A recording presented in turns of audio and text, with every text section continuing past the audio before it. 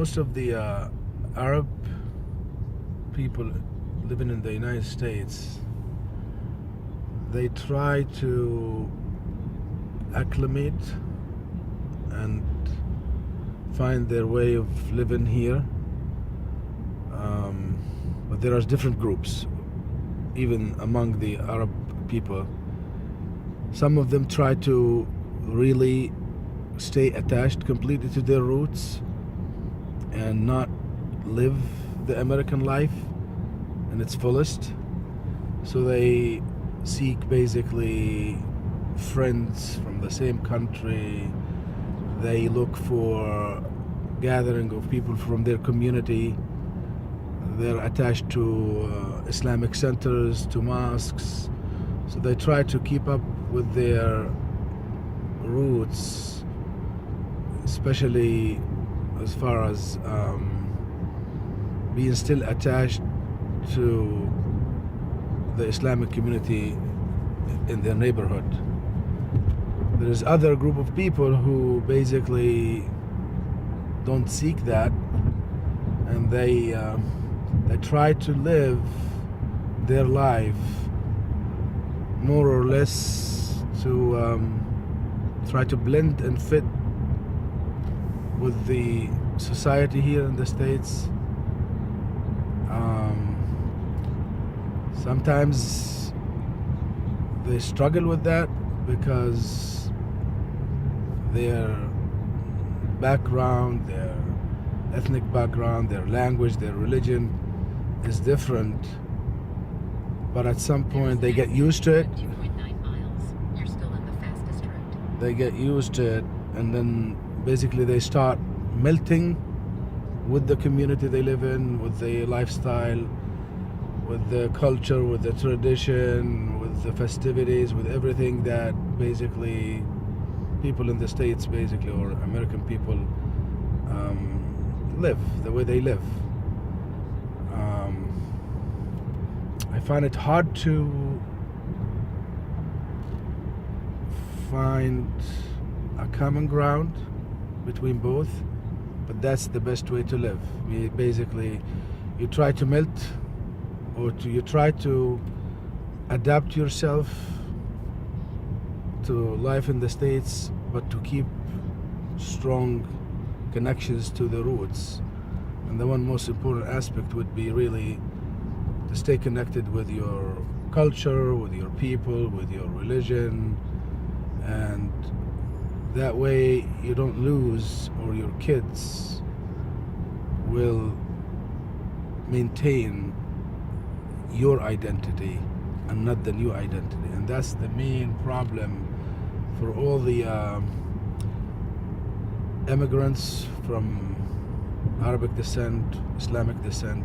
When they come to the States, is the kids. The kids, if they melt in the system here, there will be no difference. There will be no difference than any other American kids. And that's where some parents are struggling with, or they struggle with later down the road. And some families they are able to basically steer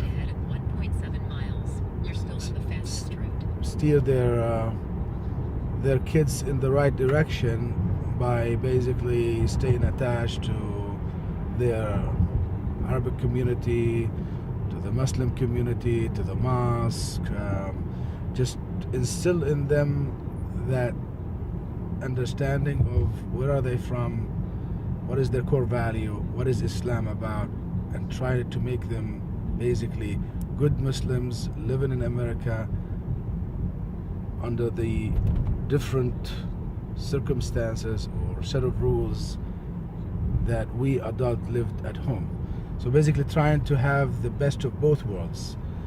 All the freedom you have in this country, all the rules, all the law, all the peace of mind, the education, the opportunities, but at the same time maintain your identity, your roots, to your language, to your religion, to your culture. And that's the hardest part for all of us living in the United States, and I can imagine the same problem would be living in Europe or anywhere else in the world other than an Arabic country. I decided to make the move to California because of my kids. They're little. They're 6, 7, and 4 years old. But I wanted to put them in an Islamic school where they can learn Arabic, Islamic studies, Quran, and maintain good roots to their cultural background, their religion, and to be in a more protected environment than the public schools in America. Because I feel that if I wouldn't do that, they would definitely lose attachment and don't understand what it means to be a Muslim, what it means to pray, read Quran, and to be a good person the way we understand it. And I'm sure that the schools in the United States are also strong, but that's missing for us when we live in this country, that there is really, that they will learn the culture of this particular country, which is good to learn, but at the same time they have to know their own culture, they have to understand their own language, their own religion, and to maintain their identity as Muslims, as Arabs, as Palestinians. Now they understand what it means to be a Palestinian. They come home, they ask me, Baba, where is Palestine? What is the problem with Palestine? What is the problem with Israel? Why is there Israel? So I have to explain that to them, but now from a different perspective, because it's an Islamic school, and they teach them about the Middle East, about the Arabic culture, about the Arabic language, about the religion, and they are in a much better place, in my opinion, than if I were to send them to public school here. So that's the main reason I really made the move to California from the East Coast, from Florida to the Orange County area, because they have a very good full-time Islamic school where half the building is a school, the other half is a masjid, and they get to go pray each Friday with the teachers and the other classmates, and they will have a lot more understanding, a much better understanding for what it means to be a Muslim in the United States.